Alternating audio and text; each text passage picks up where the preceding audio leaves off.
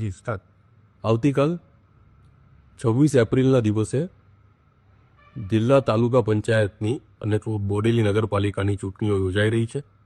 આ ચૂંટણીઓ કોઈપણ પ્રકારના અઘટિત અનિચ્છનીય બનાવ વગર થાય અને કાયદો વ્યવસ્થા જળવાઈ રહે તેના માટે છોટાઉદેપુર પોલીસ સજ્જ છે. મારી સાથે મારા 3 સુપરવાઇઝરી અધિકારી, એક એએસપી, 2 ડીવાયએસપી, 15 પીઆઈ, 33 પીએસઆઈ અને કુલ 2600થી વધારે પોલીસ, હોમગાર્ડ, જીઆરડી અને એસઆરપીના જવાનો સજ્જ છે. અમે સંપૂર્ણ રીતે ભરોસો અપાવીએ છીએ કે ન્યાયી અને નિષ્પક્ષ રીતે ચૂંટણી પ્રક્રિયા કરવામાં આવશે અને પૂરેપૂરો કાયદો વ્યવસ્થાની જાળવણી કરવામાં આવશે.